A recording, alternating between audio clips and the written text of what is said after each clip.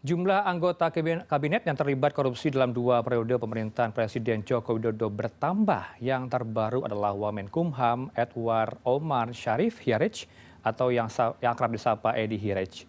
Dan kemudian kita tahu bahwa kasus yang telah ditetapkan semalam oleh KPK ini merupakan kasus dugaan suap penerimaan gratifikasi yang kita taksir dugaannya sebesar 7 miliar rupiah yang diterima oleh seorang Edi Hirij.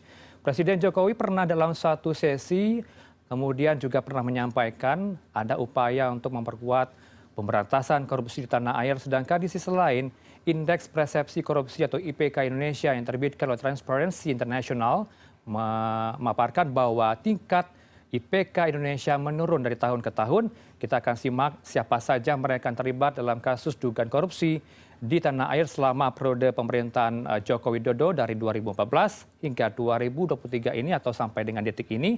Ada setidaknya 7 ya dari pejabat yang terlibat atau tersandung kasus rasuah. 6 diantaranya pernah menjabat sebagai menteri di kabinet Joko Widodo dan 1 merupakan wakil menteri. Kita akan lihat apa saja yang menjerat mereka. Tapi sebelum ke sana kita akan tahu terlebih dahulu untuk Indeks Persepsi Korupsi Indonesia.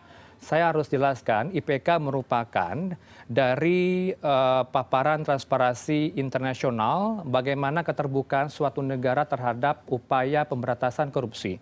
Jika nilainya semakin tinggi atau berada di angka 100, tentunya ini semakin membaik tingkat pemberantasan korupsinya. Kalau sebuah negara upaya pemberantasan korupsinya bagus, berada di angka 100. Dan jika berada di angka 0 atau di bawah angka 100, tentunya korupsinya merajalela atau sangat tinggi untuk melakukan upaya korupsi.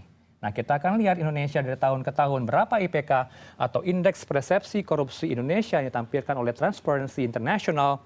Dari tahun 2019 kita lihat angkanya berada di 40, ini cukup baik. Tapi kemudian di tahun 2020 kita lihat angkanya berada di 37. Kembali membaik, satu angka naik 38. Kemudian kembali turun, artinya korupsi semakin merajalela di tahun 2022. Dan untuk tahun 2023 kita harus menunggu hasil dari Transparency International dan kita juga ulas dari hasil upaya pemberantasan atau perilaku anti korupsi yang diterbitkan oleh BPS juga angkanya menurun dari angka 3,93 ini menurun menjadi 3,92 untuk upaya perilaku anti korupsi ini yang diterbitkan oleh Indonesia yaitu Badan Pusat Statistik. Cukup memprihatinkan. Banyak kasus yang terlibat di tanah air dan juga mayoritasnya terjadi di lingkungan kementerian. Kita akan simak siapa saja mereka untuk kasus korupsi. Yang pertama kita tahu terlebih dahulu, ini dia Wamenkumham yang baru saja pada Kamis malam ditetapkan sebagai tersangka dan statusnya sudah menjadi Wamenkumham nonaktif karena sudah mengundurkan diri dari jabatannya sebagai Wamenkumham. Ia diduga terima gratifikasi 7 miliar rupiah dari seorang pengusaha yaitu Helmut Hermawan yang meminta konsultasi hukum. Dan yang terbaru pernyataan dari KPK juga adalah Helmut Hermawan juga sudah diamankan dan dilakukan pemeriksaan terhadap Helmut Hermawan. Kita akan lihat untuk berikutnya kasus korupsi yang menjerat dari lingkungan kementerian ada Syahrul Yassin Limpo, politisi Nasdem ini merupakan ex-menteri pertanian. Ia terlibat dugaan pemerasan dalam jabatan.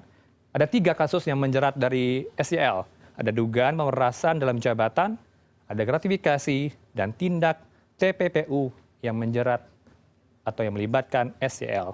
Kita akan lihat untuk menteri berikutnya atau ex-menteri, yaitu Johnny Gerard Plate, atau yang akrab disapa Bang Joni, divonis 15 tahun penjara dan denda 1 miliar rupiah. Artinya posisinya atau statusnya adalah tervonis ya. Sudah divonis oleh pengadilan. Kemudian terbukti menerima belasan miliar dari proyek pengadaan PTS 4G dan juga infrastruktur pendukung tahap 1, 5 di Kementerian Kominfo. Kita akan lihat juga. Next ada ex-menteri sosial. Politisi dari Golkar ini terjerat suap proyek PLTU Riau, divonis 3 tahun penjara Ia dilantik pada Januari 2018 silam, kemudian mundur dari jabatan Mensos pada 24 Agustus 2018 karena tersandung kasus korupsi di proyek PLTU Riau. Kemudian kita akan lihat juga next ex-menteri siapakah? Ada menteri yang terlibat juga yaitu Imam Nahrawi selaku ex-Menpora ya.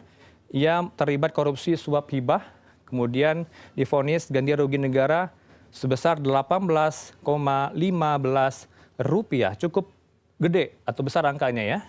Kemudian pencabutan hak pilih hingga 4 tahun atas vonis yang dijatuhkan kepada Imam Nahrawi. Kita akan bergeser ke menteri berikutnya. Ada Edi Prabowo. Edi Prabowo selaku ex-menteri KKP terbukti terima suap penerbitan izin budidaya ekspor benih lobster, kemudian divonis 5 tahun penjara.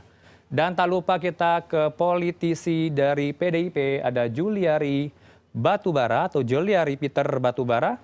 Ia juga menjabat sebagai ex-menteri sosial. Artinya selama 2 periode Joko Widodo ini, menteri sosial terlibat kasus korupsi 2 kali, yaitu Idrus Marham dan juga Juliari Peter Batubara. Ia menerima suap bantuan sosial COVID-19 cukup memprihatinkan. Di tengah-tengah kita mengalami pandemi COVID-19, ada menteri yang malah mengkorupsi hasil bansos COVID-19 yang terjadi di Jabodetabek yang dilakukan oleh seorang Juliari Batubara. Dia divonis 12 tahun penjara, kemudian membayar ganti rugi negara sebesar 14,15 rupiah. Tentunya kita harapkan tidak ada lagi next menteri maupun wakil menteri yang akan melakukan rasuah atau upaya penerimaan gratifikasi maupun korupsi.